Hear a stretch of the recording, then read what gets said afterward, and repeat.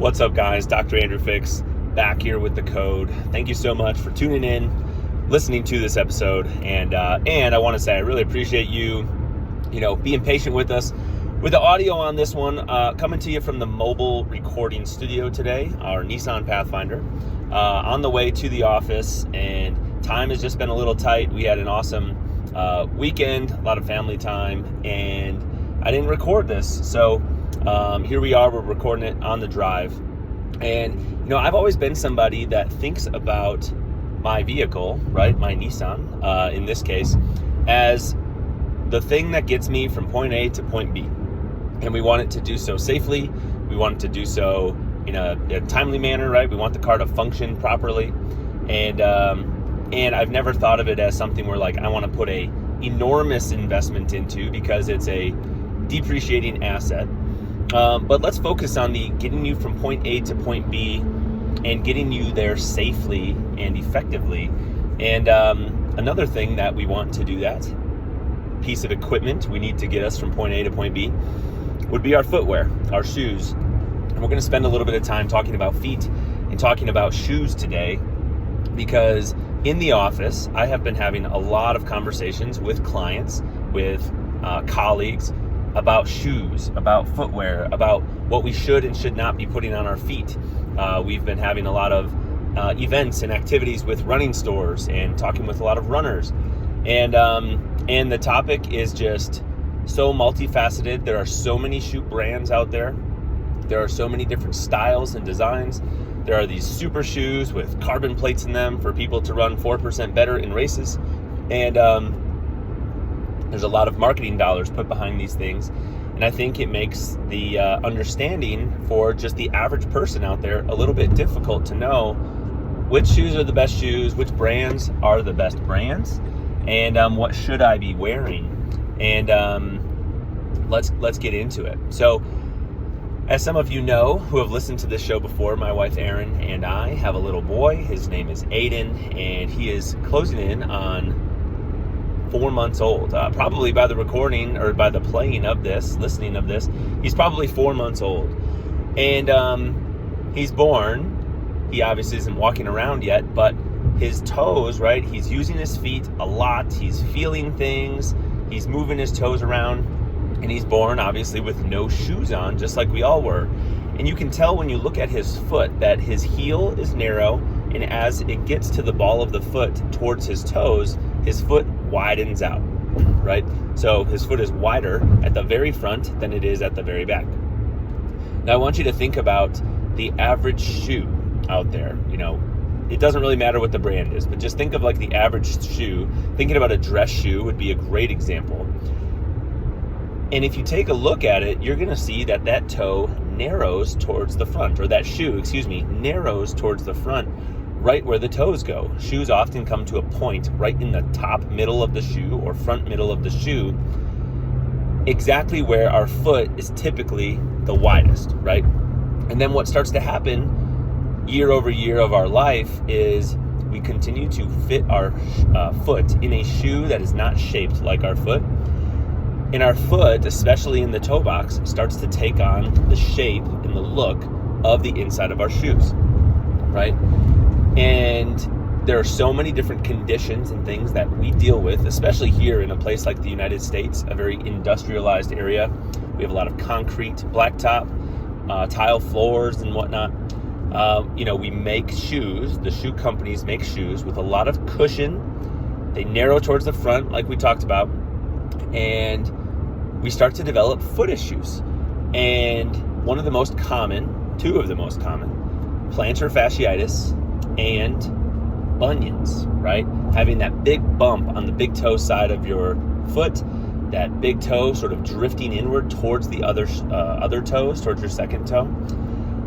And unfortunately, both of these things, plantar fasciitis and bunions, are so preventable, right? They're so preventable if we just don't put ourselves in the environment that breeds that situation. So what do I mean? Unfortunately, both of those scenarios are caused by weakness or lack of stability in the foot. Even the bunion, right? Because developing that bunion is a compensation pattern for being in a shoe that drives that big toe over, thereby constantly putting a stretch on that joint, and it starts to create some instability of the joints in the foot. And then we develop that big out pushing of that joint, of that bone, a bunion, to try and compensate for the lack of stability. Our body is trying to widen our base of support. Plantar fasciitis, guys, we were born with a mechanism in the foot where we have a nice strong arch that is intended to resist the forces of the activity we're doing, right? And many people say, well, I have to wear cushioned shoes so that I can walk around on the hard surfaces, the concrete, the whatever. And a lot of people will say, well, humans weren't designed to walk around on these man-made hard surfaces. And yeah, okay, I guess that's probably true. We were probably made to, evolve to more walk on dirt and grass and whatnot. However, we also weren't made to walk around in narrow pointed shoes either, right? We weren't designed to walk around in shoes like high heels, where our heel is elevated compared to the ball of the foot, where our toes are squished in there. We were intended to be able to splay and move our toes around. And there's a really cool mechanism in the foot right in that forefoot, up by the toes, like the base of the toes. This is what we call our metatarsals, the metatarsal heads. And there's this mechanism in the foot, in the connective tissue and the ligaments and things there that hold those joints, called the tie bar mechanism. And what that means is when our foot hits the ground, in our forefoot, our toes splay, and we create a little bit of space. It creates a signal, or sends a signal, ascending to the brain, descending back down to stiffen and create stability in the foot so that we can push off, so that we have a lever that we can push off of to propel ourselves forward through our gait cycle, whether that's walking, running, jumping. But like I said, that only happens, that cool mechanism with that neurological signaling up and down from the brain, only happens if we're able to splay our toes. Now imagine if we're in a shoe that is so narrow we can't move our toes. Our toes are squeezed in there. You cannot splay your toes at all. That mechanism is not going to happen. Well, and why that's relevant is it stiffens our foot. It creates that stability for us to take that next push off, and it helps us to maintain an arch. So what happens is if we continue to not be able to do that, we continue to collapse in and compress and flatten our arch out, because the muscles can't do what they're designed to do, because the toes cannot position themselves in the most optimal shape of the foot to do their job effectively.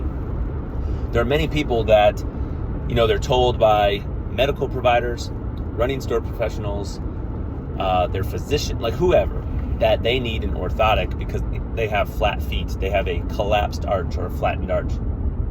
And then in the moment, many times, we'll take them in the office, or any other really, really great provider will take them in their office and will position their toes in the position they're supposed to be. Primarily that big toe, right? Not having it squished in there. And then they will show us that they're able to display an arch. They'll show us that when their foot is in an optimal position, they can display an arch and their arch is not flattening out. So you tell me, does that person need orthotics? Does that person need support underneath their foot to do something that they have the ability to do? They have the ability to maintain that arch if we just give them the environment where they can do it in. What I think they need is they need to be able to be in a shoe where their foot can function. They need to be in a shoe with a wider toe box so that their toes can splay, so that they can demonstrate that arch, so that they can work on the strength and stability of their foot.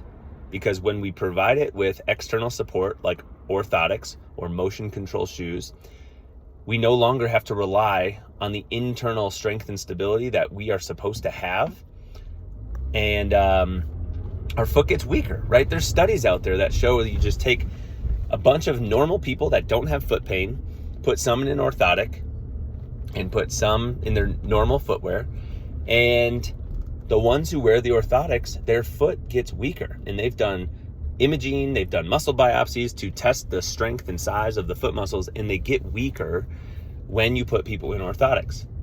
Now, what I'm not saying is that there is not a time and a place for everything. I do think there is a time and a place for orthotics. There's a time and a place For sport-specific shoes like cleats, right? There's not a lot of wider toe box options of cleats out there. But if you're playing soccer or you're playing football, you need to have a shoe that's going to allow you the advantage from a sport standpoint to grip the ground, to create the cuts and run effectively.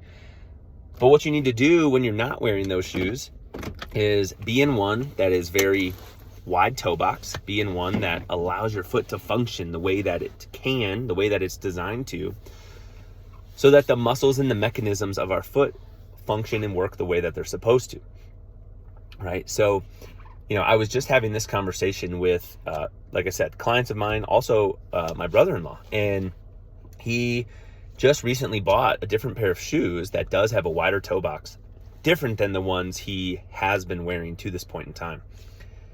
And he texted me as soon as he got them. He put them on, he wore them to the gym. He texted me and said, man, these shoes are comfortable. Like, these are awesome. I really like these. I wish I would have had these sooner. I wish I would have been wearing these for longer. And that's what happens almost every single time, you guys. We put on a pair of shoes that has a wider toe box, because I don't know very many people whose heel is wider than the front of their foot, right? So why does the tip of the shoe get narrower if that's the point of our foot that is the widest?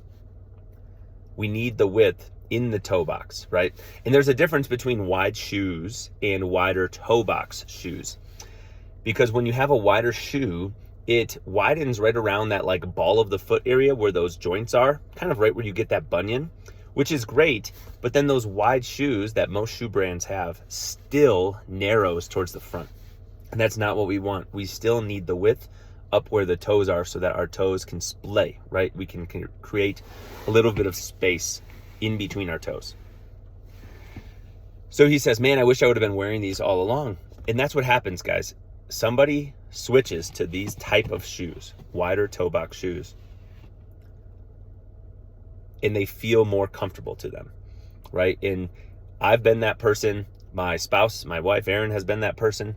My brother-in-law has been that person. My mother has been that person. Guys, my mom has had bunion surgery twice on the same foot because the metal pin that they put in her toe for the first surgery like 30 years ago bent, and the shoes continue to push her big toe back into that bunion shape because we didn't fix the root cause. We didn't strengthen her foot. We didn't fix the narrow toe box shoes. Those are the things that lead to these issues in the first place.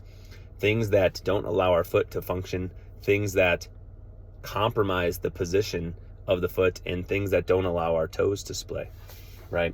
So I have evolved in my career, and I've moved to the place where you guys, a wider toe box shoe is just simply a non-negotiable. It just doesn't make any sense that we would have a shoe that's not shaped the way that our foot is. Again, unless that shoe is very specific to a sport, like take rock climbing, for example, those shoes come to a tip, but in a sport like that, it's very important. You need that tip for balance and stability to be able to grip onto holds and little edges and lips on rocks, on a rock wall. So you need to be able to use that. But what you need to do when you're not in that shoe is you need to rehab and prehab the foot. You need to work on toe strength. You need to work on foot mobility. You need to get yourself out of that shoe so your foot can splay. You need to mobilize those joints to get them loosened back up after being crammed in that narrow shoe. Okay? But a wider toe box shoe for like normal daily life, for running, to me is just simply a non-negotiable, right? It just doesn't make sense that we wouldn't have it that way. So what I want to encourage you guys to do is, one, if you want to explore some of these other shoes, please reach out to me because we have a discount code to many of these, some of which you can find in the show notes to this podcast. But I want to list off some brands for you that I would love for you guys to go try. And like I said, we have a discount code to some of these, but we are not like necessarily affiliated with most of these brands, right? We're not like getting a kickback or anything like that. I just simply want you guys to try them and see if you don't like them. Most of these running shoe stores and some of these shoe companies, they have return policies where if you don't like them, you can send them back. And so some of our favorite brands are Altra. That's Altra. You can find those in almost any running store. Another one that's pretty popular, it's up and coming, it's becoming more popular, is called Topo, or Topo Athletic. They have a wider toe box shoe. Many of them are for running. or just daily walking around. And both of those brands of shoes come in a variety of stack heights, meaning they have a variety of amount of cushion. Some are a little thinner and some are a little thicker. So you can find ones that fit where you're at, because what I'm not saying is that someone who's used to a big chunky shoe needs to go down to a super narrow, thin shoe. I guess narrow is not the right word, thin stack height shoe. But I do think that would be a smart transition over time, but you might not be ready to make that right away. And if you are someone that wants to explore the transition process of moving from a certain type of shoe down to some of these more minimalist ones I'm about to tell you, please reach out to us, because we have clients that go through that all the time, and virtually all of them talk about how their foot feels stronger, their shoe is more comfortable when they start making this transition. And we then can move into the minimalist shoes, meaning there's not a lot of cushion there, the sole is thin, and some of our favorites are Vivoarbefoot, Xero Shoes, spelled with an X, Xero. That's actually based here in the Colorado area. There's another brand out there that's kind of trying to balance this fashion and function dichotomy, and that's called Flux, Flux. And then I've seen a lot of people, I've not worn these personally, but my wife has. I've seen a lot of people wearing these shoes called Witten, Whitin, and that is can actually just be found online. They're a little bit different price point, a little cheaper. But I don't know yet how the quality is of those shoes. Like I said, I have not worn them. I've worn all these other brands, and I really like them. I like to run in Altras. I like to run in Topos. And then I walk around for my daily day-to-day, and I exercise in those other brands that I mentioned, the Vivos, the Flux, the Xero Shoes. And I really like all of them. So I think you just need to find what works for you. But what I can tell you does not work for almost everybody is a narrow toe box shoe, right? If you've ever worn dress shoes to an event, you know the feeling of getting home from that wedding, party, conference, whatever it is, and just your foot aching, right? You know what that feels like. Ladies that are wearing high heels that are very narrow in the front, you know how good it feels to kick that shoe off, right? Does it not make sense that our foot was not designed to be in those shoes? Now, you might be saying, but they're very fashionable. I have to wear those for certain things. And I agree. Sometimes you do. Sometimes it is appropriate to wear a very dressy, not very functional shoe. But before you put it on, after you take it off, just do the things. Do the strengthening of the foot. Do the mobility of the foot. Do the mobility and strengthening of the calf that is going to help with your foot feeling better and help with you being able to function a little bit more. So I'm going to get off my soapbox here, hop down, get into the office. But man, I hope you enjoyed this conversation on shoes. I could talk about this all day long. And what I want to do is I want to help everyone get their foot stronger. I want to help everyone get their foot more comfortable and get out of the crappy shoes that are out there, support some of these brands that are out there trying to change the narrative, and help us just live a more functional foot approach and be able to do all the things that we want to do, regardless of what sport or activity or play type of thing that is. So if you've never left a review on this show, if this is the first time you are listening or you've listened before, but you've not taken the opportunity to leave a review, that would be super helpful. We are trying to get this show out to more and more people, and we can help more people's feet if we get this in front of more and more folks. So please go scroll to the review section, drop a 5-star review on there. We're trying to get up to 200. And again, I really appreciate you guys tuning in, listening in the car here today.